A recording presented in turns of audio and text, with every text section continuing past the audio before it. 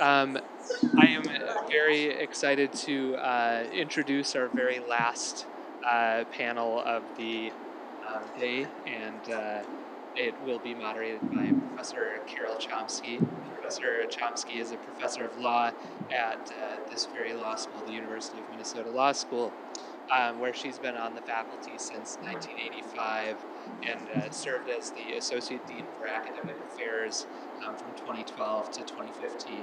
Her scholarly work includes textbooks, incorporating active learning strategies to teach contracts and sales law, and articles on testing and diversity, the history of women lawyers, American Indian legal history, and late 19th century American legal history. She's a member of the Collaboratory on Legal Education and Licensing for Practice, a group of scholars who study and write about the bar exam, licensing, and legal education. And she's also co-chaired one of the working groups in the Minnesota Board of Law Examiners comprehensive 2-year study of the bar examination, which I believe is still going on at the moment, wrapping up relatively soon. No, another year to go. Oh, another year, a full year to go. Comprehensive. fully in. And finally, she's a co-author of A Meritorious Path for Lawyer Licensing, which of course is a nod to Professor Merritt here, and also Diploma Privilege in the Constitution. She's an active member of the Society of American Law Teachers and served as co-president from 2000 to 2002. Before entering academia, she clerked for Judge Spotswood W. Robinson on the D.C. Circuit, and she practiced law in Washington, D.C. Please welcome Professor Chomsky. Thank you, Josh. That's a very generous and full introduction, which I didn't expect. So we're at our final panel for today, and I'm going to make a very brief introduction and then turn to our panelists. We started out today looking at the end game, the bar exam. Then we spent pretty much the rest of the day looking inward at legal education, and it's time to turn our attention back outward to what happens after law school. Clearly, from what was said this morning, from occasional references to the bar exam through the day, the licensing process is very important to law teachers, to what we teach and how we teach it. It's important to our students, certainly, since most of them are heading in the direction of being licensed, and it's important to the profession. The panels the rest of the day were about reimagining legal education. This panel is about reimagining lawyer licensing. We started the morning looking at the bar exam, a little bit of reimagining, changing the bar exam itself. The panelists today will be addressing going beyond that, reimagining licensing in different formats. How can we, I might suggest, really measure those skills that we've identified all through the day as the most important things for emerging lawyers? We have 3 terrific panelists who have been engaged in thinking about those issues, but also in doing the work, in helping to create the change. And I think they're going to be addressing some of that. I'm going to introduce them one at a time, so you get the introduction of each as they begin. We're going to start with Danette Waller, McKinley, the Director of Diversity, Fairness, and Inclusion Research for the National Conference of Bar Examiners. She is staff co-liaison for the NCBE's Diversity and Inclusion Committee. She's conducted research on licensure and certification of health professionals for more than 30 years and is responsible for developing and implementing a research agenda that supports the missions, advocacy efforts, innovation endeavors, and thought leadership activities of the National Conference related to fairness and diversity in the legal profession. She also has been involved in some respects in the development of the next-gen bar exam, not in like the content committees and those sorts of level, but involved in that process and in discussions about creating alternative pathways. Dr. McKinley. Well, I want to thank everyone for hanging in here till the end of a Friday. And thanks for the invitation to talk about the future of lawyer licensure. Thank you, Carol, for your kind introduction. I didn't expect that my name was on but there we go. As part of my presentation today, I hope to provide a framework that will allow you to consider the role of assessment principles. So you heard a little bit about those this morning in the admission session. We're going to talk about it in the role of determining whether lawyers are able to apply the knowledge and skills that are necessary to enter general, unsupervised practice of the law. I'll keep coming back to that concept because that's really what the point at which we're licensing. I'd like to present what's been studied about professions and competence in general. Having a shared definition of competence will provide a context for the remarks that I'll make. Next, I'll present on what we know about assessment of competence and how we might do that in different formats.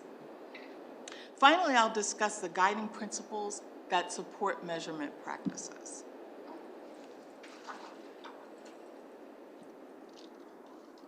Professions are characterized by certain features. These features include mastery of specialized knowledge. That would be true of any profession: engineering, medicine, law, teaching.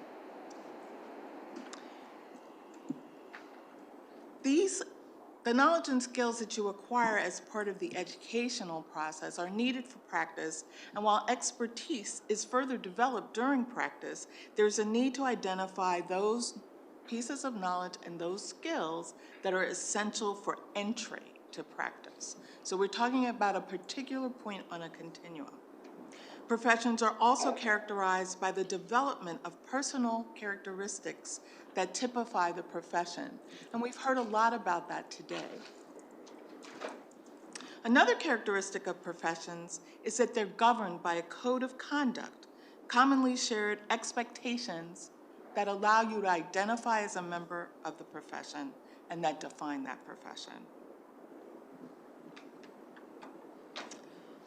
In research that examined differences in the definition of competence in the United States and in the United Kingdom, Lester, who's quoted here, noted there are differences between the countries on whether or not competence is considered part of an individual's characteristic or whether it's something that's more societal in nature.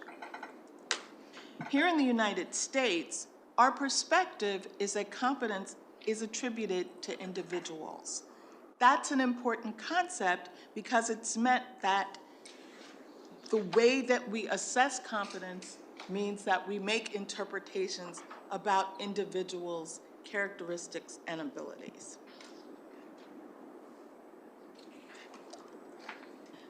Michael Caine is well known for advancing validity theory in the field of measurement. He's written extensively about the assessment of professionals. The definition that's here supports the assertion that I just made about competence being associated with individuals rather than with a social norm.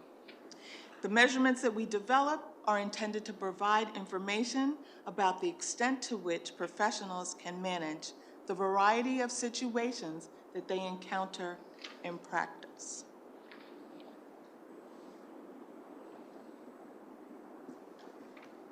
How do we define competence to manage these various situations? You heard this morning about some work that I will refer to in the next slides.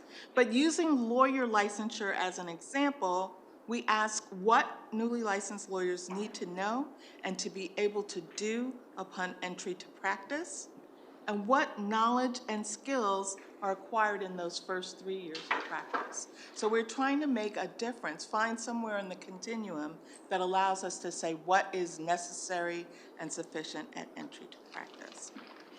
This time frame is important because it's used to define the term newly licensed, and it provides the basis for what will be measured.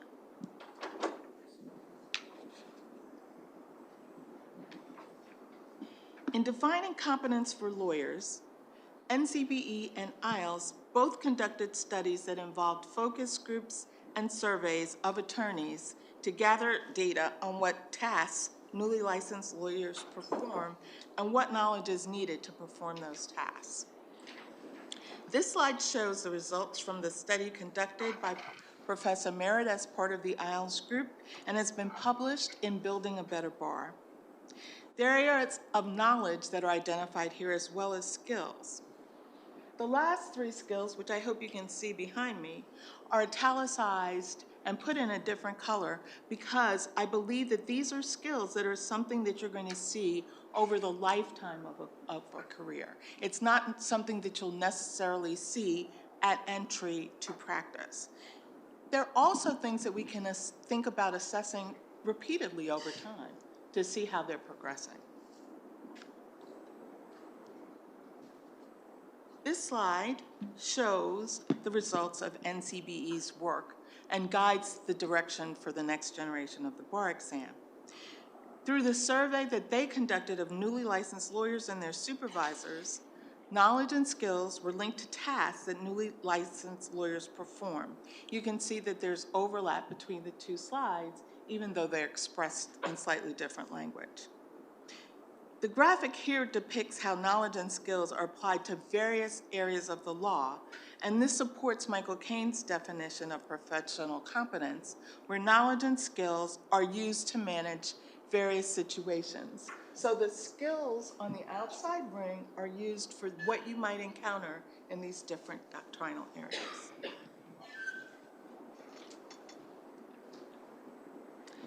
Now that we've thought a little bit about how we define what is needed for competent practice, let's consider how measurement research might tell us how we would assess those competencies.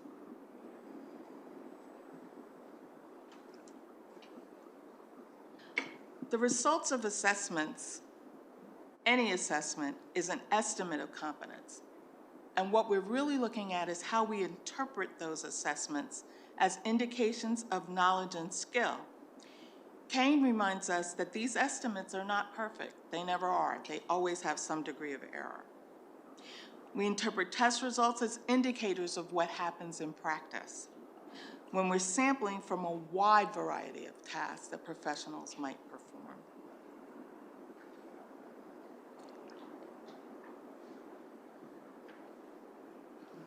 Okay, and now it's quick. Okay, thank you. In medical education, George Miller thought of competence as a pyramid, and in 1990 he published a paper where the pyramid was stacked so that knowledge was at the bottom, knows how was the next level, shows how was the third, and does was a really small triangle at the very top. Over time, researchers have thought that the depiction in this slide is actually a lot more accurate. It shows the interconnectedness of those levels and how they work together to define competence.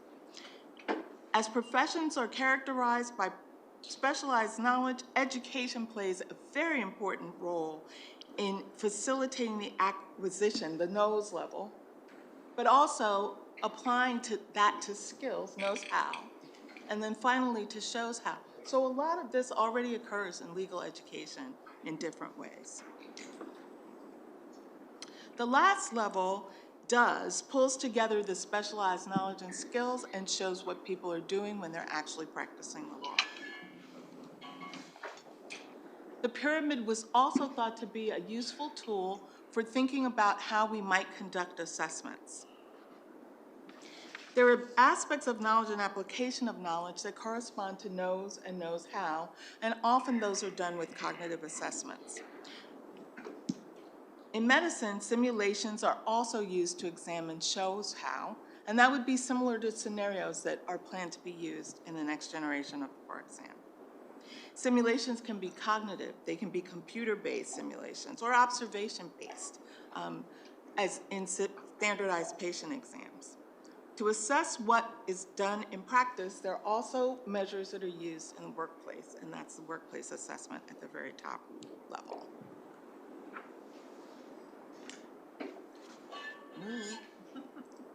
I could say next slide, right? Okay. Now that we've thought of what to measure and how to measure competence, I'd like to discuss the relative advantages and disadvantages of different types of measures. I said there was error associated with all of them. I'm going to try this and see if it works. Or next slide, please. Okay. Kane reminded us that validity is not an aspect of any particular test, but of the results of the test and the interpretations that we make about those results. To provide a framework for evaluating the evidence that supports our interpretations, it's useful to think of the terms on this slide: scoring, which is the correctness of a response; generalizability, which is how much can we sample from this wide variety of encounters that professionals might have; and extrapolation, which is the final piece of evidence that says how much does this indicate what people actually do. So that's pretty simple. Next slide. I'm gonna give up on that. Cognitive tests have their own advantage, and they also have disadvantages, and they're listed here. For evidence of scoring, cognitive tests have the advantage that you can create well-defined, easily answered questions, right? So multiple choice questions are pretty easy to think up stems for. You can get distractors. You can sample a wide variety of content in a relatively short period of time. The problem is that to get to some more complicated skills or complex tasks, you might not have agreement among subject matter experts on what the correct answer is. There could be more than one way to get there. One important feature, as I said, is that you can measure lots in a little bit of time. This is important in a field like law because there's so many different things that people could potentially do when they actually enter the practice. For the last aspect of evidence, though, performance may not actually reflect what you would do in practice. So you can tell me the answer, but that doesn't mean that that's what you would do when you were in front of a client. Next slide, please. Now I'd like us to consider simulations.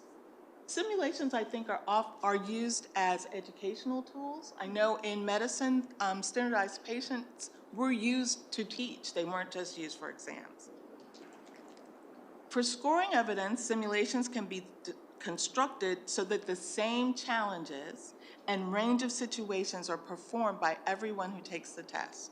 That's important from a fairness perspective because you're giving everybody about the same level of difficulty in terms of the tasks that they see. But simulations can be difficult to score without expert input when they're reviewing the performance. I would not know whether or not someone counseled a client correctly. For example, I would only know how, as a client, I would feel about their interpersonal skills. Setting the range of tasks helps to control the variation, and it provides evidence of the generalization claims. However, having enough simulations to make a decision would take a lot of testing time. As we heard, that can be really expensive, not only to develop the actual test, but also to engage subject matter experts in scoring. And while simulations appear to be more realistic, examinees still have the opportunity to do something different in the test than they would do in actual practice. Next slide. So direct observation should be the solution. You're looking at someone who's in actual practice, and that's one of the advantages. You are looking at real performance in a real setting. A challenge with this, though, is that the scoring can actually be a lot more complex because it's more difficult to determine what people are going to see when they're in actual practice and how that's going to play out. Observation also generally takes more time, and so typically the number of observations you can make is a lot smaller. That inability to sample a wide variety of things will make the reliability of the test lower, which makes generalizability more difficult. And finally, okay, we have a realistic situation and it's real time, but people may still know that they're being observed and not do what they would do in actual practice. Next one. Okay. So this slide summarizes the various types of evidence for different types of assessment. What's important to note is that all of the methods have advantages and disadvantages. Weighing these issues are going to be helpful in the selection of different types of measures for different purposes. Next one. As my experience has been, okay, that's direct, okay. Got it, thank you. As my experience has been in medical education for a number of years, I thought it might be useful to point out what is done to assess competence in the practice of medicine. There are a series of 3 written exams that are used to license physicians. There are also written exams that they take during postgraduate specialty training in most specialties. When they complete residency, they take written exams focused on the specific type of clients that they will see in their specialty practice. So during medical school, you have to do internal medicine, you have to do pediatrics, you have to do surgery, you do all of them. But then when you get specialized, you still do another exam for that one. And several specialty boards now require cognitive tests to maintain certification. Simulation using laypersons who are trained to portray certain conditions were used prior to the COVID pandemic, but you can imagine what happened for in-person testing once we hit 2020, and that was the end of that program. It was done for years, though. Observation or workplace-based assessment is done throughout residency to provide feedback during the course of training and to make decisions, high-stakes decisions about progression through the course of training. Next slide. One of the things that medical educators actually admire about legal education is how students are taught from day one to think like lawyers. They are not taught to think like doctors day one of medical school, but that's changing. They're trying to increase client contact in the first year. They're looking at ways to provide opportunities for the overlap that we heard about between what would be doctrinal training and skills training during the first year so that they understand why the basic sciences they're learning apply to clinical courses. That incorporation has really helped to drive how things are assessed so that there are a lot more scenarios used in medical education testing than there may be now in legal education. I wanted to say that some of the future directions that I've seen in medicine would also apply to law. So we've heard that today. Some of the changes that are going on mean we need to use different type of assessments for different purposes. We need to encourage the use of skills-based testing, even during the time that they're in law school, so that they're prepared to show those skills upon their licensure exam. And we need to make sure that all of this is combined to emphasize some of what experiential learning can do during law school, and definitely to set up their entry to practice. Next slide.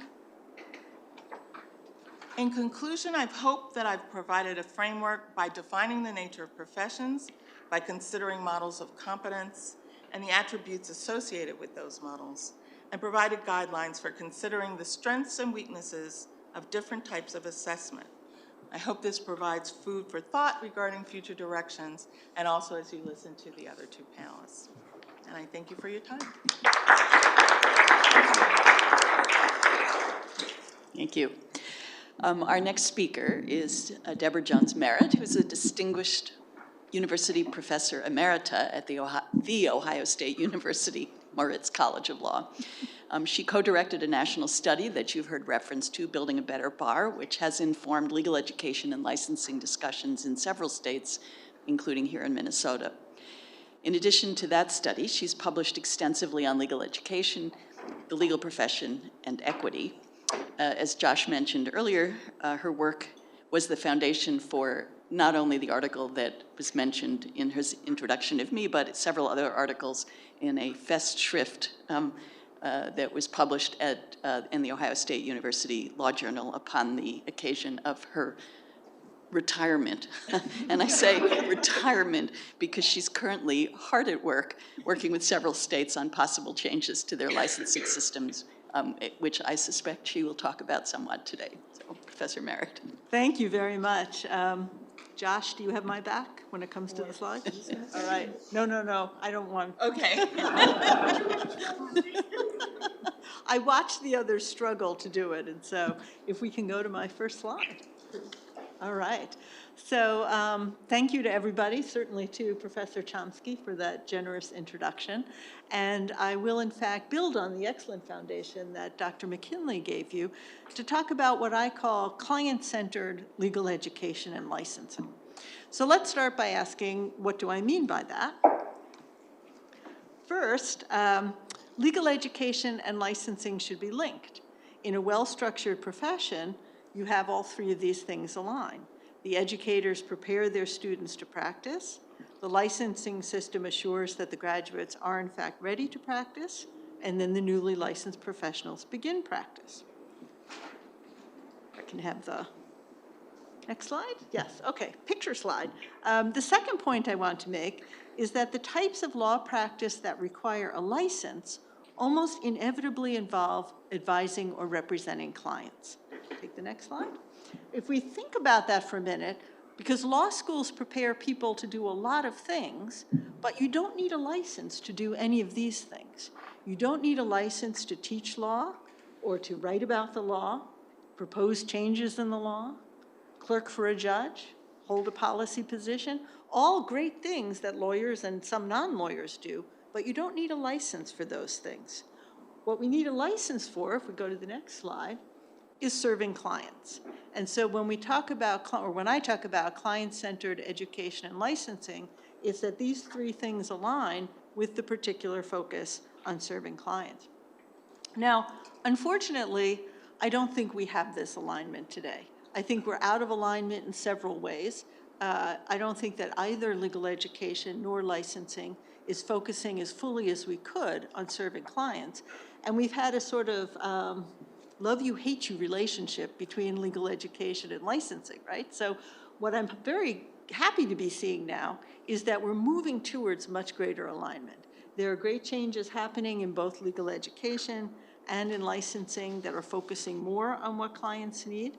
And we are also seeing these two groups really working more productively together.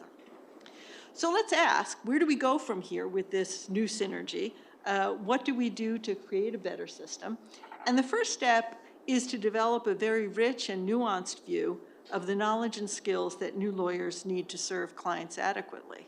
And NCBE has done a number of studies over the years, most recently in 2018 or 19, a practice analysis that you heard about this morning, gathering information from thousands of lawyers about the work that new lawyers do. I'm working with IELTS, we decided to complement that by doing extensive focus groups, 50 focus groups in 18 different places around the country, working to find out more of the details of what new lawyers do. We're only able to do that because we put together a broad research team that actually included Professor Chomsky and Amanda First, who is your Dean's Chief of Staff. It also included Dean Rodriguez, who you heard from this morning, and her colleague, Dean Garakian, who wasn't able to make it here today. So we were able to do these focus groups with the help of all these folks.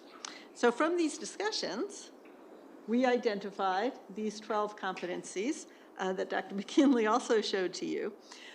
Few of these building blocks are quite distinctive, so I want to focus in on them in the rest of my remarks today, and then bridging that to how we should assess. Go to the next one. One of the most important findings in our study was that new lawyers do not practice based just on the rules they've learned in law school or that they study for the bar exam. In fact, they spend relatively little time actually relying upon memorized rules as opposed to recognizing issues that then send them to the books to double check their knowledge. These are just quotes from 3 of many of the people in our focus groups who found themselves in practice areas they'd never heard of, or sometimes never even, they certainly hadn't studied. And then if we click one, here's a comment from a supervisor who was in one of our focus groups saying, he actually supervised a family law unit. I don't really care if they've taken family law in law school. I would just as soon have somebody who has the skills, they can learn the family law when they're here. So how could this be? The next slide, please. How does somebody who's never heard of international arbitration manage to succeed in that field? It's because of the intersection of these four particular building blocks that lawyers succeed in doing things that they have never studied. And I'm going to go through mostly the first one and then touch more briefly on the other three. So if we go to the next slide, let's unpack that phrase threshold concepts, because that's a phrase from cognitive science that lawyers don't use very often, but it applies in any field. So a threshold concept is a concept, it's not a specific rule, but it's the concept behind a set of rules. These concepts are often counterintuitive, and so they are in fact what distinguishes the expert, the person who has learned the concept, from somebody who is not in that field. If we go to the next slide, here's an example.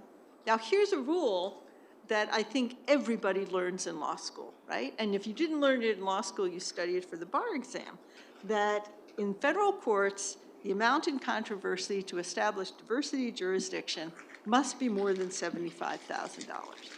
And there's lots of other specific rules that people learn about diversity jurisdiction.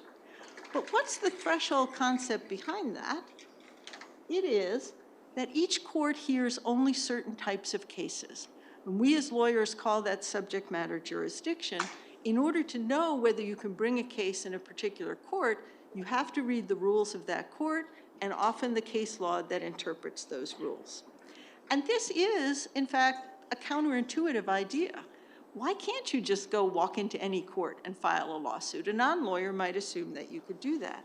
So when we teach in law school, what we want students to go away with is not so much that rule about $75,000, but that concept that you always have to check whether you can file a case in the court that you're in. So if we go now to the next slide and we apply this rule to the first lawyer, yeah, it looks the same at first, but that's because we're going to click again and get a big X, right? This rule does not help that many new lawyers because, first of all, most of them practice in state court, not in federal court. And even if they're in federal court, they're probably not going to rely on their recall. They're going to check the rule to make sure that it's 75,000 and not 74,000. But what does help these new lawyers is understanding that threshold concept and being able to apply it to any case that involves litigation. So let's now go on with the next slide and apply this threshold concept idea to what it has to tell us about teaching and licensing. So first, click, in teaching and even testing in law school, it certainly is useful to learn specific rules. It's the specific rules that help give flesh to those threshold concepts. So I'm not saying that our Civ Pro professor should stop teaching you what is required for diversity jurisdiction. But second, another click, all that time that we spend in law school on policy discussion is really important because that is what taking us behind the rule to the threshold concept. We talk in civil procedure classes about why each court limits its jurisdiction. What are the reasons for that? And understanding that policy is what is going to help the graduate make that transition to remembering the threshold concept. So if we put up the last point on this slide, when we're doing licensing, it's important to focus on the threshold concepts rather than all of the specific rules, because it's really those threshold concepts that are going to be important for that lawyer, whatever field they go into. And this is something that I'm glad to say that I'm seeing in the next gen process. I served on the content scope committee, and in those committees we were asking ourselves, what are the threshold concepts here that people need to know about each area before they go into practice? Okay, so to return for a moment to the building blocks that I mentioned that allow entry-level lawyers to do these impossible things with fields they'd never studied, threshold concepts are one. You want to graduate from law school with as big a set of threshold concepts as you can get. It really urges you to take diverse courses in law school, not to take the same course over and over again. Research is the second building block. People sometimes think of research as, the frontiers of the law, coming up with something new, innovative. But for lawyers, it's a daily task. research is not just figuring out that innovative new problem, it's also checking the rules to say, wait a minute, is it $75,000 or not? That's part of what we mean by research. And then this final competency to pursue self-directed learning is something that, as Dr. McKinley said, will stretch over one's entire career. But it needs to start in law school and to start with those entry-level lawyers because it's going to be necessary. There are certainly some supervisors out there who will tell you the answers, who will give you a brief introduction to family law or to whatever other subject it is. But we heard from lots of entry-level lawyers who had to learn it on their own. And they came up with all kinds of devious ways to do that. I was quite impressed. It's an important part of the toolkit. So let me turn now to a few other key findings of our research, which then will lead me to a few comments on licensing. We found that new lawyers interact frequently with clients, even at the largest law firms these days, and they often do so without supervision. That's especially true in smaller firms, government agencies, and nonprofits, but it's true even at some large firms. Other important thing we learned is that supervisors told us, we don't know how to teach these skills. We know how to do them, but we never got any education in how to teach. So why are you law schools expecting us to teach things? You're the ones who are the experts in teaching, so please teach these skills. And we also discovered that clients were hurt by these gaps. We asked our focus group members to discuss mistakes that they had made and the impact that those mistakes had had on clients. So if we go to the next slide, this is probably the deepest flaw of our system, and I would say that the flaw really resides more in legal education than in licensing.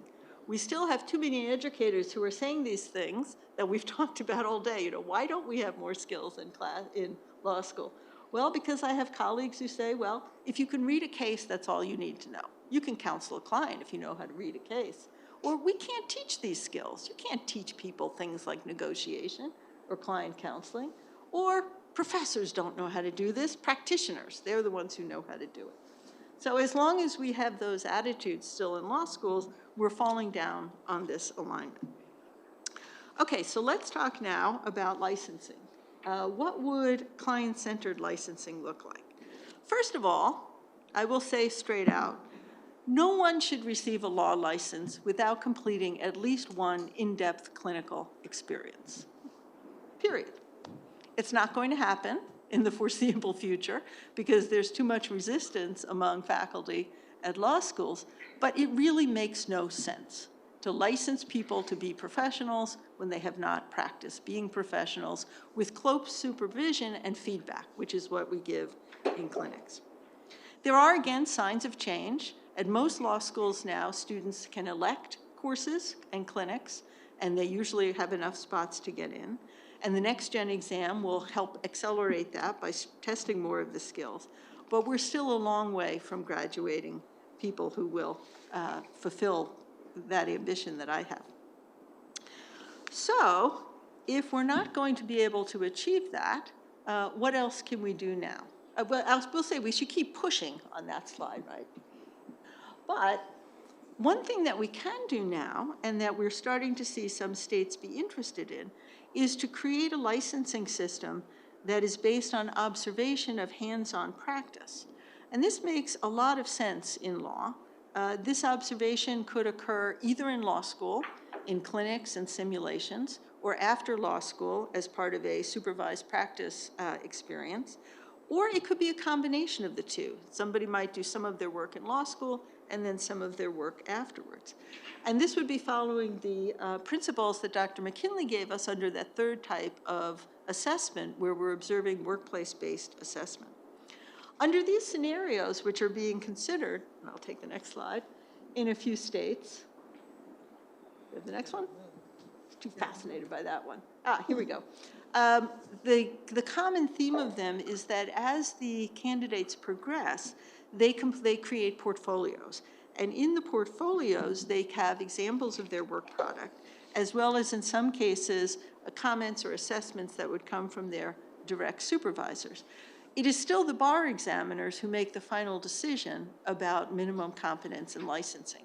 but based on these portfolios that come from the workplace.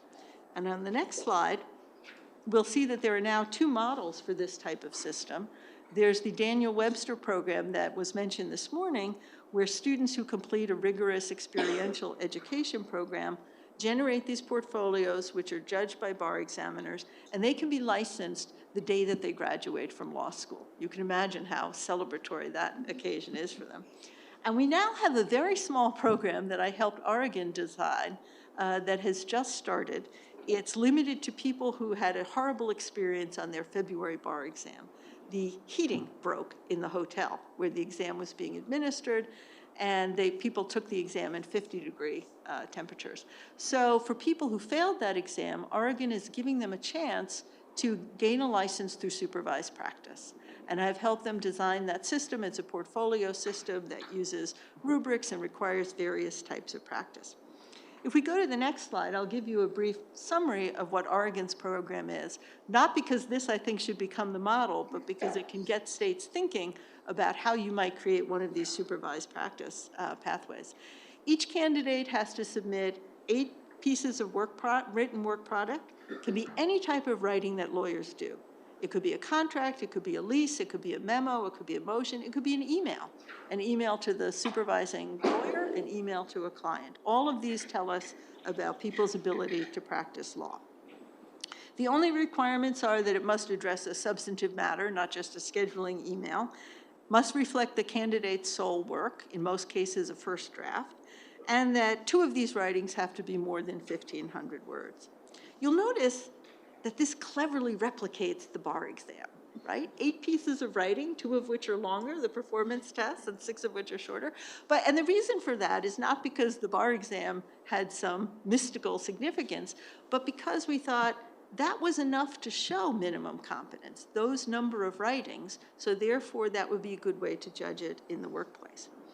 But we added to that 2 client encounters and 2 negotiations that have to be observed and scored by supervising lawyers.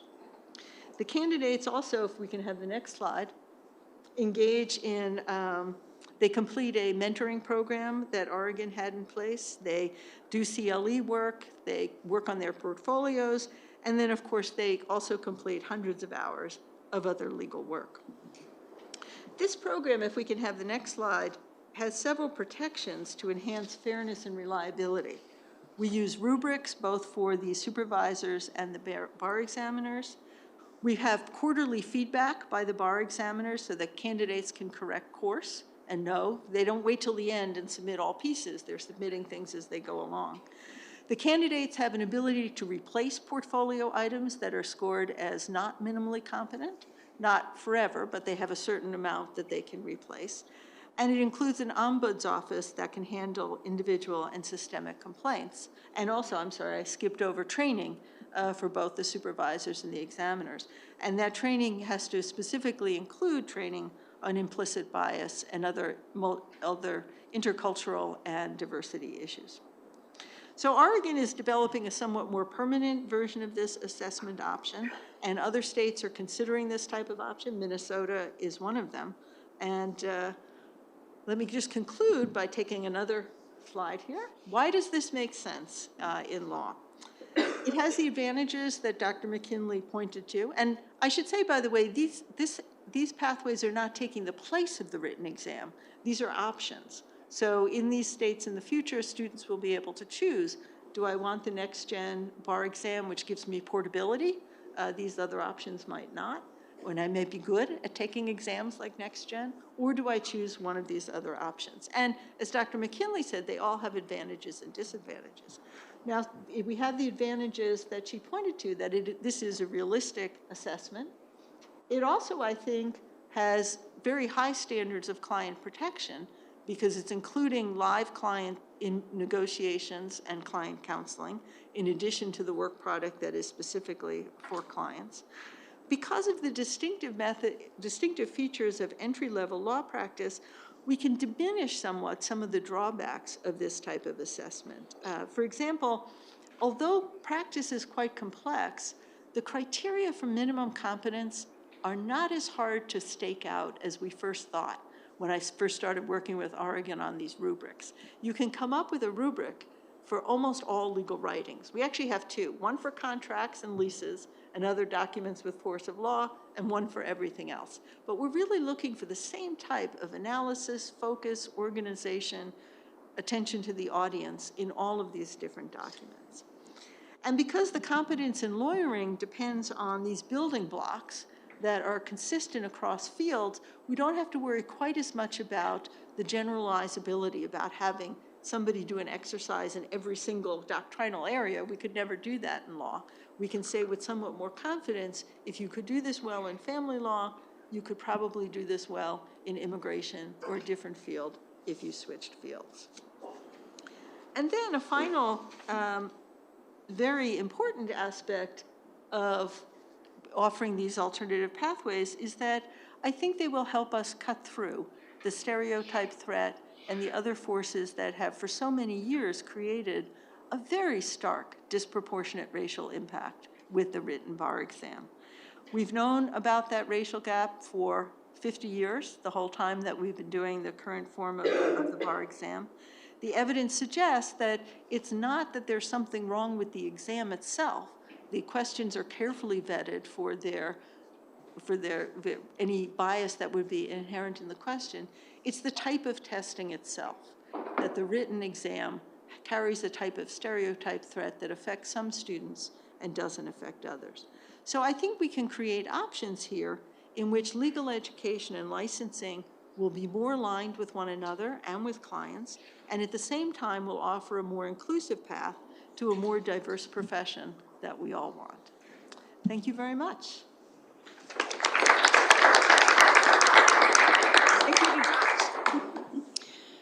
Our final speaker on the panel is Professor Catherine Christopher. Professor Christopher is a Dean's Distinguished Service Professor of Law and the Director for Bar Success at Texas Tech University School of Law. She holds a BA in Political Economy from Barnard College of Columbia University and a JD from the University of Pittsburgh School of Law.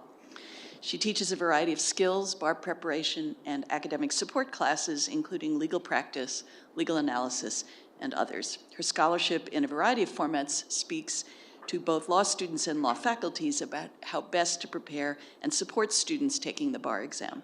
As the Director for Bar Success, Professor Christopher spearheads several school-wide initiatives, both curricular and extracurricular, designed to build bridges from law school to the bar exam and on into practice. And she has written about the topic she will address here, another different pathway towards licensing, what she has called a modern diploma privilege. Professor Christopher. Thank you. Good afternoon, and thank you all for having me. I'm Catherine Christopher. Friends call me Cassie, and you are welcome to do the same. I hope you will. Thank you so much to our hosts, Ms. Reese, Mr. Gutzman, and everyone at University of Minnesota, and my distinguished panel members. You saw I was taking notes while they were talking. They're so have such valuable insights. Thank you all for having me. I've been asked to speak today about my paper, A Modern Diploma Privilege, which I am calling a path rather than a gate. I think we've seen, especially on this panel, but throughout the day, that there are so many skills and so much knowledge and so many values that are needed to be an effective lawyer that a closed book exam simply cannot test, certainly over just a few days worth of material. Though I do want to express my sincere appreciation and admiration for the NCBE for trying. I think the movement toward the next gen bar exam and the way the NCBE is so carefully considering what skills can be tested in this format and creative ways to do that assessment, I think is really valuable, and I do applaud those efforts. But I'm going to ask us today to think a little bit more creatively about how we might ensure that law school graduates are competent to practice law. Because it occurs to me that there's a small army of people who are already assessing a lot of these skills, and it's law professors all over the country. So this project in many ways set out to explore how law professors might be the ones to assess skills and knowledge and values in a way that still ensures minimum competency for every graduate and in that sense protects the public. So I'll talk about diploma privilege on the bar exam and my proposal for a modern diploma privilege, and I'm certain you're all going to have a million comments for me afterwards, which I welcome. Thank you. So there are various pros and cons, obviously, to the bar exam. The pros of the bar exam are, first and foremost, I think that it's very consistent across the country. I mean, obviously, especially the uniform bar exam and soon the next-gen bar exam are very consistent in the majority of our jurisdictions. I think in particular about the days in which folks used to be licensed in some jurisdiction through oral examination, and you would just go in and a judge would ask you a few questions, and if you didn't pass, you'd go down the hall and find a different judge to ask you a different set of questions. That was all very inconsistent.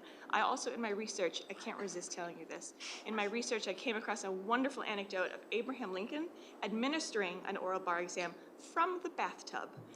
So I leave you, if nothing else, with that mental image for your weekend.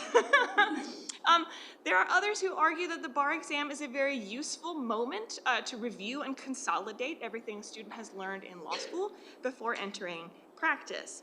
On the other hand, of course, we know that the bar exam is extremely time-consuming to prepare for and very expensive.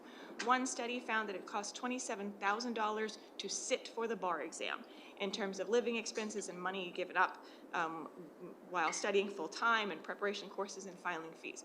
So sitting for the bar exam itself is a very expensive proposition. We also know and have known for some time about racial disparities among the performance on the bar exam for those examinees, which is also another tremendous cost and con of the bar exam, among others. Diploma privilege, on the other hand, also has its pros and cons. The bar exam is the gate through which almost all lawyers in the United States, or new lawyers, enter into the profession.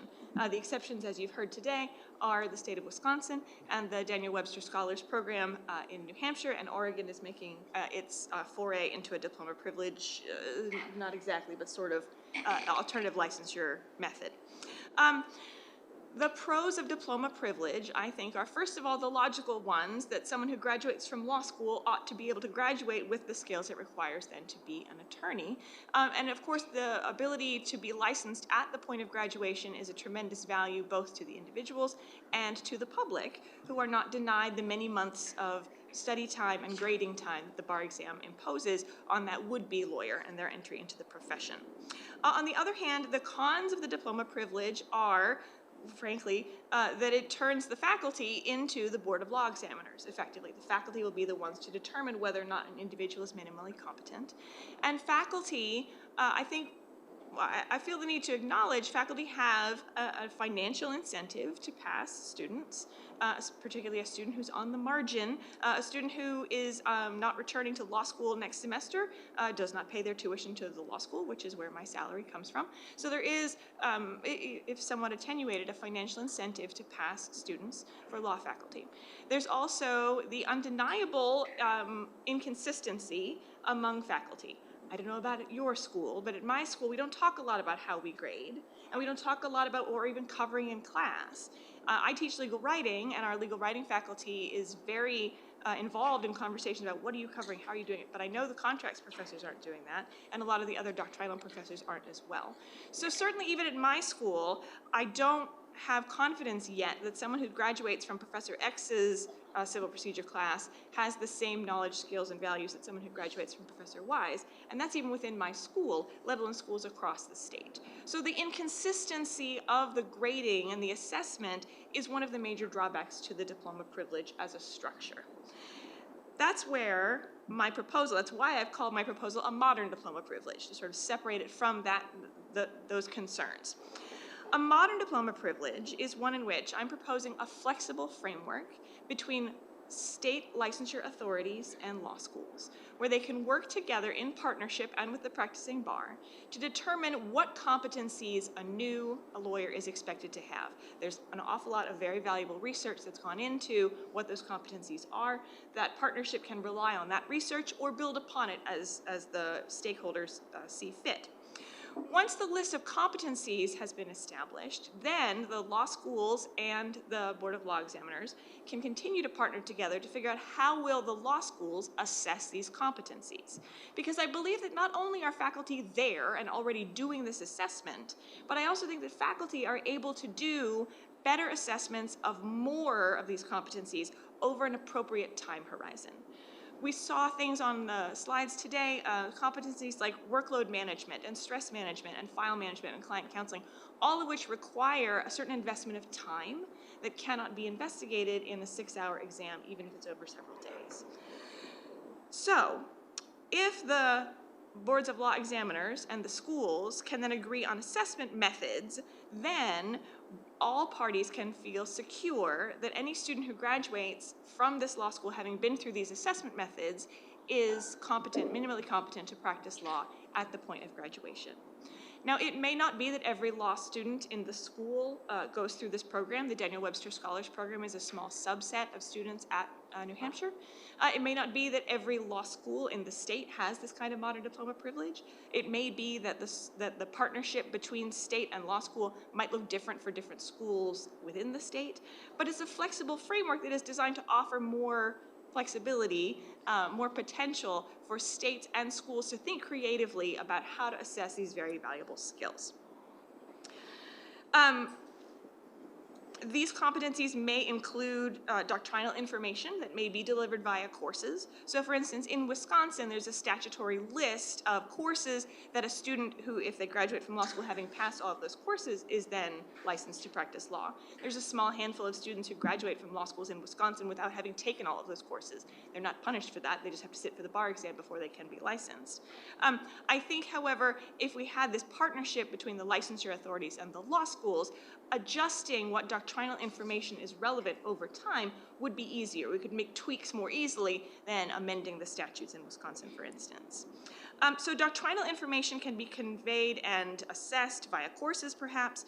We could also begin exploring how experiential education might be delivered and assessed through simulations and clinics and other kinds of experiential education. We can also be flexible and think creatively about when these assessments happen, what kinds of assessments they are, whether they're direct observations, whether they're paper and pencil exams, and at what point in law school they are administered. I think it's perfectly possible for some administrations, some assessments to be made at various points in law school along the way to assess a student's progress and development. And perhaps there's a role here even for the NCBE's kind of work on the next gen bar exam to become part of a more modular assessment mechanism where bits happen over time, concluding with graduation. My goal is that this kind of modern diploma privilege would be an ongoing partnership between the state and the law schools, that it could be revisited periodically and reassessed periodically to make sure that these are the competencies we're still interested in, or that maybe the practice of law has changed and some things have been added and other things can be dropped off our list of competencies, and that the law schools are still assessing those competencies in a way that the Board of Law Examiners and the public and the law professors themselves feel confident is accurately assessing their skills and abilities. Now, I recognize the various drawbacks to this proposal as well. First and foremost, my modern diploma privilege proposal is the antithesis of the uniform bar exam, which is best known for its portability and consistency across states. I recognize that and I appreciate that. It is an undeniable drawback of the proposal. A modern diploma privilege would require an awful lot of legwork by boards of law examiners and by faculties. Hopefully work that would not have to be reinvented with every single partnership that's developed, but I recognize that that possibility exists. And I do not want the work of that project to fall on the shoulders of folks who are otherwise marginalized at their institutions. I can foresee a lot of academic support, legal writing, other skills, clinical faculty be involved in these partnerships as they should be, but they should not be the ones who are bearing the brunt of the workload if they are also not the ones who are being equally well respected in their institutions. I also recognize that having the State Board of Law Examiners looking over my shoulder as a professor and my assessment practices feels like a loss of academic freedom. I acknowledge that as well. I also think it's perfectly possible that the modern diploma privilege might create a two-tiered system, or the sense of a two-tiered system, for attorneys who are licensed via the bar exam and attorneys who are licensed via the modern diploma privilege. I have not found evidence of a two-tiered system in Wisconsin, for instance. Attorneys who graduated from other than the two Wisconsin law schools or graduated from the Wisconsin law schools without having taken all the courses and are therefore admitted to practice via bar exam, I haven't found evidence that lawyers in Wisconsin are treated differently based on how they were admitted to practice. There are also several states that have retired a diploma privilege in the last generation, and those states also don't appear to have a difference in how those lawyers are thought of or treated. I have heard complaints of students, graduates, excuse me, who were granted emergency diploma privilege during the pandemic. So there is a possibility of a two-tiered system, although also I don't know which way such a two-tiered system might cut. Complaints about students getting emergency diploma privilege would seem to denigrate those students, but I could also foresee, for instance, that the graduates of the Daniel Webster Scholars Program are thought of more highly than their classmates who graduated and passed the bar exam. So there are those, and I'm sure you'll point out to me many other drawbacks of this proposal as well. It is my hope, however, that a modern diploma privilege, if done thoughtfully and carefully, can license the right attorneys.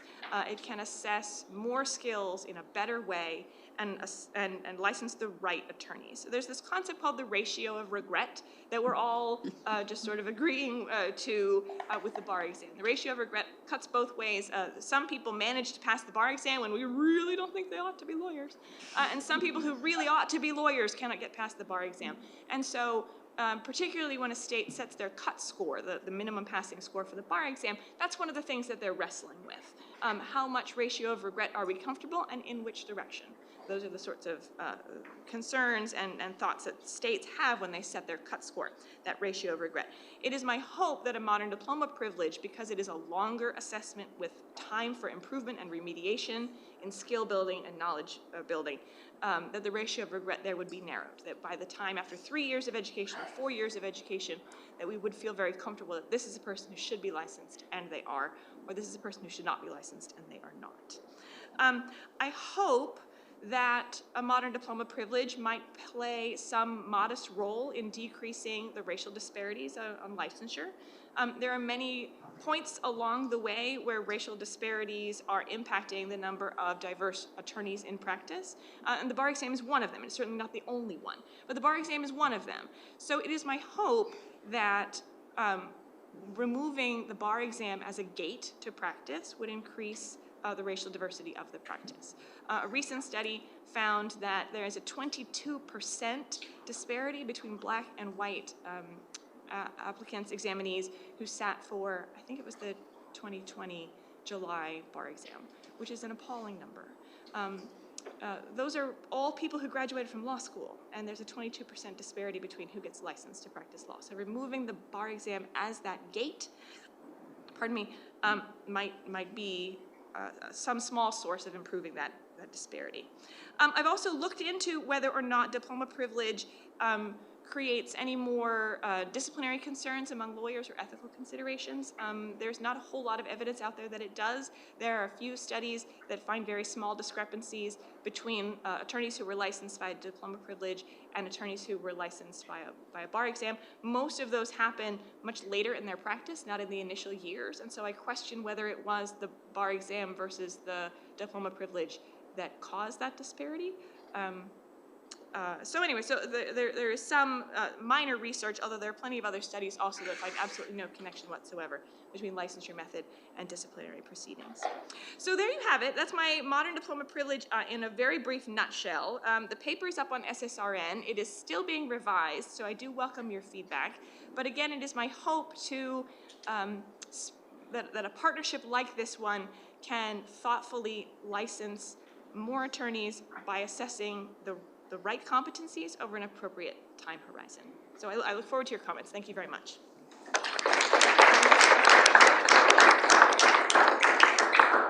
So before I open to questions, I'm going to take moderator's privilege to add a brief comment of my own. As reflected in Professor Barrett's presentation, there are Oregon, but also some other states, including Minnesota, are actually looking at possibilities for modifying the licensing system. And being familiar particularly with what's happening in Minnesota, I'll just describe that as an example of the kinds of things going on. Professor Merritt may be able to talk about some of the other jurisdictions that are also thinking about this. So as Josh mentioned, the Minnesota bar examiners set up a 2-year comprehensive look at bar licensing. I think they're about a year into that process with the idea of reporting to the Supreme Court about a year from now. But part of that process was first some initial listening sessions and then setting up a working group, which devolved into 3 working groups to look at possibilities in Minnesota. The 3 working groups, Working Group 1 looked at the exam, and perhaps not surprisingly, agreed that the next-gen exam is going in the right direction, but also suggested that there are limitations and suggested looking at additional pathways. Working Group 2 looked at curricular and law school pathways and recommended to the bar examiners a proposal to do a kind of a modern diploma privilege pathway. So creating, which requires more definition, so with the law schools and the examiners working together to create a pathway that some students could be licensed by a defined pathway, but we haven't defined exactly what that is, of course, through law school. And then the 3rd working group looked at supervised practice post-law school and also recommended to the bar examiners that they consider that they adopt develop a supervised practice pathway, that is supervision post-law school graduation of practice of the kind that Professor Merritt talked about. And there's, of course, the possibility of combining them together, part in law school, part after law school, where there were 2 public listening sessions about these proposals, and somewhat surprising to me, actually, the lawyers who came, and not so many students, but recent graduates and lawyers who came, supported. They were very favorable to these additional pathways.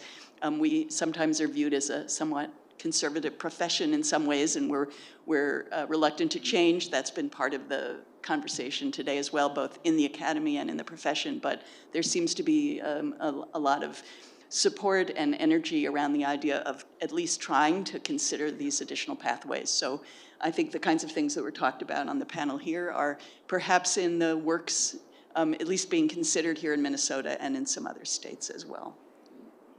So we have 5 minutes left on our assigned time, so I'd like to open it up to questions or comments from the audience. Yes.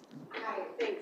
I have a question actually for Cassie about the, sort of a question, sort of an observation about diploma privilege and thinking about the, sort of the interplay, I should say. I graduated from the University of Minnesota Law School, but I'm from Wisconsin. And lots of people ask me, why would you leave Wisconsin? I went to undergrad in Wisconsin. Why would you leave? You could go to law school here and get diploma privilege and stay forever. And so thinking about the interplay between especially state schools that may have preference for admitting people who are from the state, and diploma privilege and keeping people there, and some of the things that diploma privilege might do to, like you said, minimize some of the disparities in who gets licensed to practice law. To me, it seems like it may also put some of the responsibility for diversifying who lawyers are back on admissions to law schools, because if we're going to expand diploma privilege and people are admitted and they stay, then some of those decisions are made really early on at the admissions decision level. So I'm just wondering whether that's something you saw or something that's being talked about. Thank you so much for that comment. I really do appreciate it. I have not done enough in the paper as I'm revising it for the next few months. I do need to spend more time thinking more carefully about, in particular, people out of state seeking to move in state, or people in state moving out in and outside of states. There's nothing to prevent, under the framework here, a state board of law examiners from developing a partnership with an out-of-state school. So, for instance, I'm at Texas Tech, which is near New Mexico, and so there's nothing, and there's only one law school in New Mexico. So there would be nothing preventing, I don't think, the Board of Law Examiners of New Mexico from working with Texas Tech and determining a framework whereby graduates from Texas Tech could be licensed in New Mexico. That's very easy to say in a law school that's 90 minutes from the border of a state with only one law school. It's very different for states that are much more crowded. But thank you for the comment. I have thought about it, but not deeply enough, so I do appreciate the reminder. And I'll add 2 data points. One is Oregon, I think, when they're in their longer range discussions, are talking about developing something that local law schools within the state would satisfy. They would be kind of certified to have, but that they would be open. They, again, it's the early stages to looking at other schools out of state that might qualify. The other thing that there's been some discussion about is with an association with the bar examiners, if the bar examiners create, say, a portfolio program, as with Daniel Webster, where they're looking at output through clinical programs and supervised practice during law school, that there's some glimmer of conversation about transportability of multiple states that develop, whether it's supervised practice or a modern diploma privilege with certain requirements, looking at each other's and saying, these meet our requirements as well, and therefore creating some transportability. That's a glimmer on the horizon of, with these developments, but there's some conversation about that as well.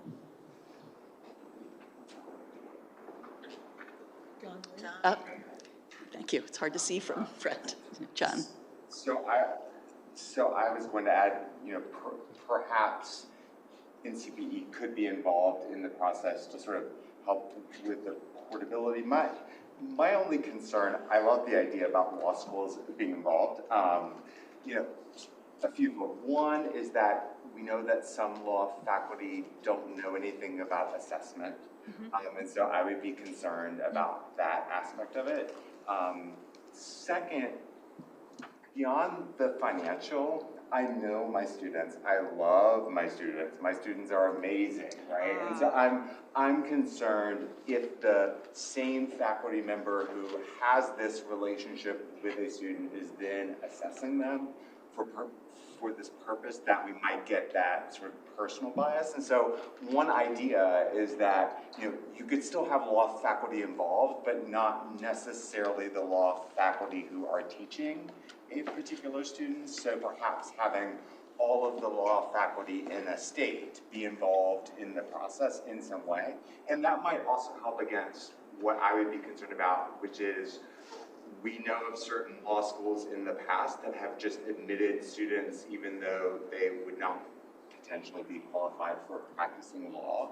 And so to avoid that race to the bottom, perhaps having it be a sort of broader process might ensure that we don't have that.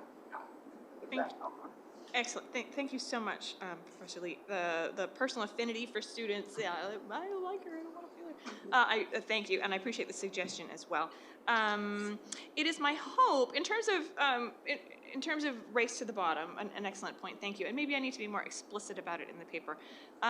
It is my hope that because the state and the faculty are partnering together to ensure that the assessments are happening appropriately, that not everybody who gets admitted to the school will end up graduating. That those assessments are serving that purpose of ensuring minimum competence or competence appropriate for the developmental level of the student. But I'll make that more explicit. Thank you. Josh. I was just curious, Professor Christopher, in this paradigm where students are, not, the barrier really is not, graduation is a bigger barrier than it is currently, and the bar exam is not a barrier. Do you see that, or kind of foresee that law schools' graduation rates start to be something that students obsess over and make school decisions about? I'm going to go to this school that has a 98% graduation rate, not the one that has a 70% graduation rate, even though perhaps the education at the 70% graduation rate school is better. That's a great question. I hadn't thought about that. I mean, I would hope that students right now are doing that with bar pass rates. and I say that as a school with a pretty good bar pass, right? That's also affordable, but not like, you know, the flagship school in my state. But that's interesting that would be a new metric that students would be focusing on. Are students focused on that now? What's the graduation rate? Maybe they're not. No, I don't think. I mean, personally, I have no idea what our graduation rate is. I know exactly what our bar pass is. To the 10th of a point, no doubt. Thank you for that. I appreciate it. Actually, I did see a hand, and I will go there, but I wondered, Professor Merritt, if you could talk a little bit about the plans, the thinking underway, and actually, Dr. McKinley may be part of those conversations as well from various states that are thinking about how to have curricular-based licensing that might not be necessary, that might respond to some of these concerns about how the assessment is done and how, and things like that graduation rate issue. Well, the states that I've talked with, they're still very much in process. What I would recommend to them is, and there's a short handout that I did with Logan Cornett at IELTS about this, is that the law school pathway be very similar to the postgraduate supervised practice pathway. In other words, while you're in law school, you might have a certain number of courses that you're required to take in order to be licensed. It might not be a much bigger list than what we currently have in the first year, but it might include some things like administrative law, which is not, strangely not required in most law schools, but has become almost as important as civil procedure. So you would have some courses, and then you would have a certain number of experiences that would have to be documented in your portfolio. So again, 8 pieces of writing that could come from clinics, could come from simulations, could even come from a doctrinal course if the professor gave that assignment. And also 2 client encounters and 2 negotiations, which again could come from a clinic or could come from participating in the ABA annual competitions. So that's, I would actually make the experiential education very similar to the supervised practice, but there certainly are lots of variations that people could engage in. And I do want to say you know, Danette is my partner in this. In fact, somebody last night asked, did we teach at the same school? Because we were hanging out together. And she's from NCBE, attending these meetings with Oregon and giving her expert advice on what, along with 3 other people from NCBE right now. So there's definitely interest there. Yes. I wanted to kind of piggyback off of Professor Lee's question, and I think it applies to both Cassie's article and Professor Merritt, what you were talking about in Oregon. So my question is, what kind of barriers are in place to prevent things like plagiarism when the bulk of the work is written work product? And so, yes, we want to not allow faculty members who know students very well to determine whether they are fit or not, right? But at the same time, if we leave it up to a state licensing board, then that person is very much removed, and that entity is very much removed from that student and wouldn't know whether that student could produce something like that or not. So that was just something that came to mind when I saw 8 written work products and what kind of things you have in place to prevent. No, it's something that we discussed at length in Oregon, and I want to piece out 3 different things that could all go under the heading of plagiarism. First of all, excellent lawyers use samples and use templates, and the program, the rules go on for 30 pages. I didn't burden you with those. The program allows you to do that, and then the template asks about, did this person appropriately customize? Did they understand the client's needs and know how they would customize this particular document? So that's not plagiarism, that's good lawyering, and we're going to account for that in the program. The second thing, what we would think of as classic plagiarism, where you copy somebody else's paper, is pretty unlikely in supervised practice because these are all distinctive client problems. And so if I'm using a model or a template, that's one thing, and then we have a rubric that can account for that. Otherwise, it's not out there. I have to counsel this client. So that then leaves the question of, well, do I just get my father, who's also a lawyer, to write the piece for me? We deal with that kind of ethical issue at all stages. It happens in law school, despite our honor codes and our attempts to dissuade it. I suspect that a lot of the expense and the focus with the bar exam is to eliminate that. So we lose a little bit of that protection. But I don't think it's going to happen very much because, first of all, these other lawyers are busy with their own practice. So if I said to my father, I want you to write this motion for me so I can be admitted to the practice of law, he might do it once, but I don't know, would he really do it 8 times? And he also has some ethical standards of his own, right? I mean, any lawyer who was caught at this would probably be disbarred. So I don't worry, the people in Oregon didn't worry too much about that. Yes. Hi. So I guess alternatives to bar examination that y'all have been describing seem fairly labor intensive from the state's perspective or whatever the licensing, I guess the Supreme Court's perspective. And it seems like maybe it could work for a place like Oregon or New Hampshire where there's a fairly small number of lawyers. How would a state like California or Texas or Florida or New York handle this? Maybe let me take a quick stab at that. You first have to remember how much time they spend reading essays and performance tests, right? That takes quite a bit of time. Now, there's also a time if you're doing more than one thing. So probably a state, especially a larger state, would have some bar examiners who specialized in portfolios and others who were doing the essays because there's a kind of economy of scale when you do something. But with these writing samples, none of them will be longer than either an essay or a performance test. They'll be in one of those categories. They will be formats that are familiar to examiners. We don't write essays in law practice, right? So if you're grading an essay, you already have to put on a new hat to think about how to grade that essay. They'll be looking at things that are familiar to them. And they will have rubrics that they have developed with the expertise of people like me, Dr. McKinley and others, where they've already identified ahead of time, what do we think is a good piece of writing? How much does spelling count? How much does organization count? How much does seeing one issue but not the other issue count? So that I don't think it will actually take them much more time than it does to read the essays. And one of the ways that I suggested structuring it at Oregon was you just have one examiner read a piece as it comes in, and they score it, and they either gets a qualified or not qualified score. If it's not qualified, then we tell the applicant you're going to have to replace that. If it's qualified, it's done. Nobody ever has to look at it again.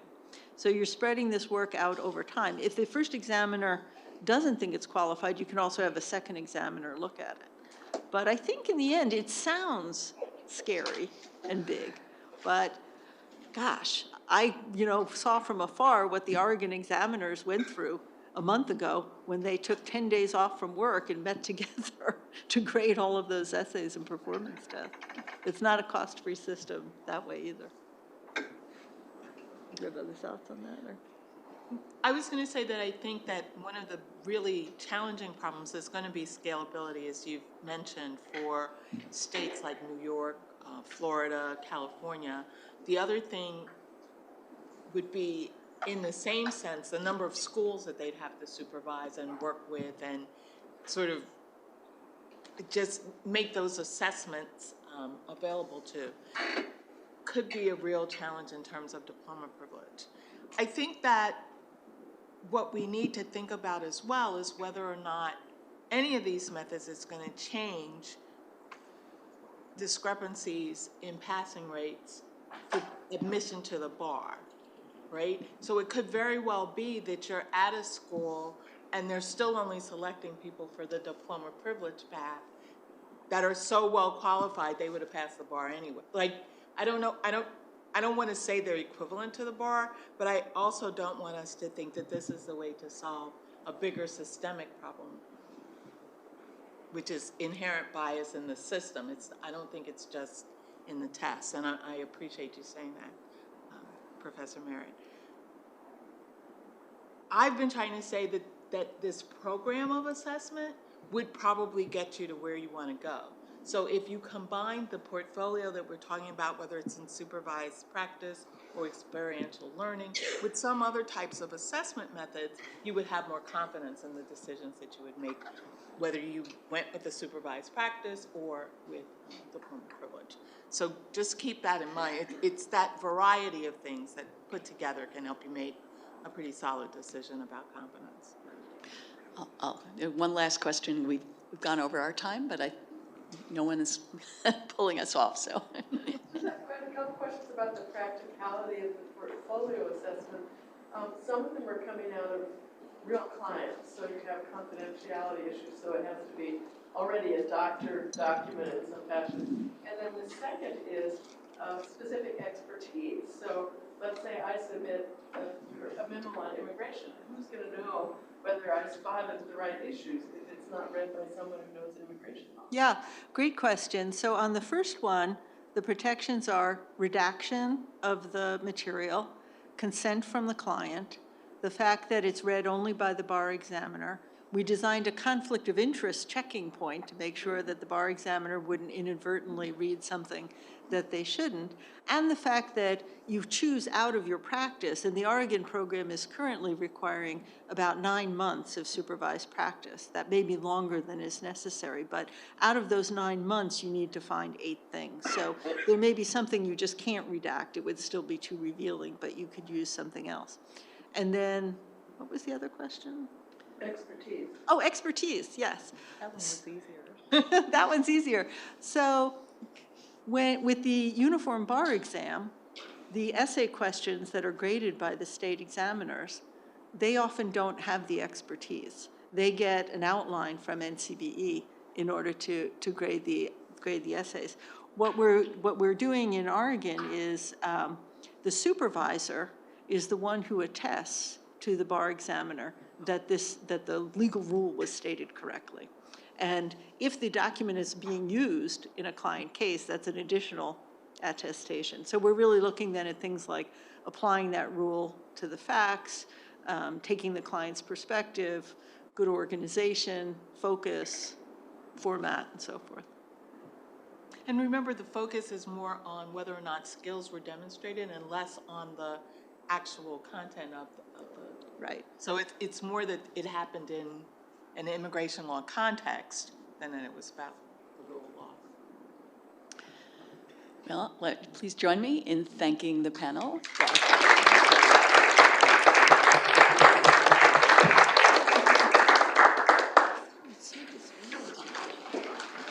After always having the audience right here in front of me, and then the slides. Thank you all so much. And can I just say, wow. I will keep my remarks pretty short because I know that a lot of you all have stayed with us throughout the full day, and we've obviously covered a lot of information. But I do want to say a few things first. I certainly want to reiterate my thanks for all of the speakers and moderators who joined us for today's symposium. I'm incredibly grateful for your time, all of you who are still here with us, and for your scholarship.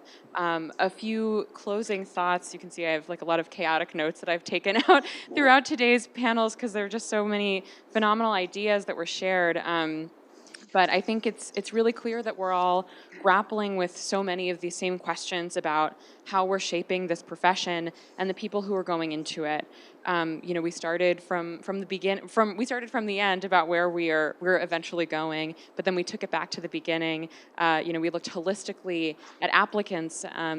Dean Nidwecki showed us so well just how we can be moving beyond.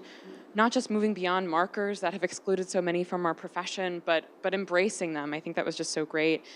We took a phenomenal look about how we can really take a fresh approach to the law school curriculum after a break of lunch and learning from and with each other.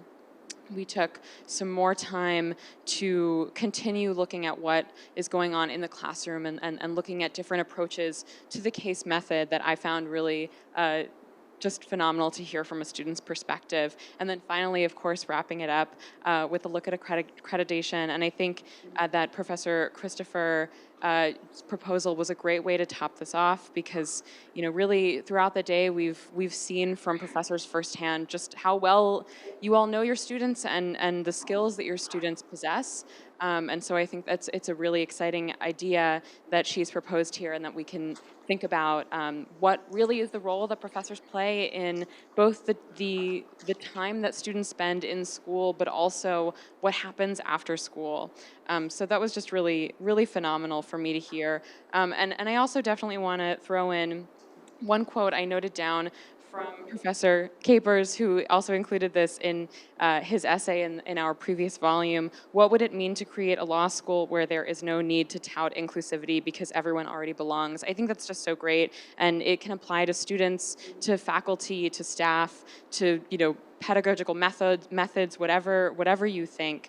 So I urge everyone to think about that as they continue throughout the day and your work. It's, again, been incredibly gratifying to be here and to hear from all of you and to learn from you about how you are approaching these questions that we've been considering throughout the day. I hope you will all come away from this with fresh inspiration and new ideas, and definitely be on the lookout for our Symposium issue coming in June that will feature so many of these ideas in print. Once again, thank you to Josh, and for all of the Minnesota Law Review members, Minnesota Law School, and for everyone else for coming and spending the day with us. It's just been fantastic, so thank you so much.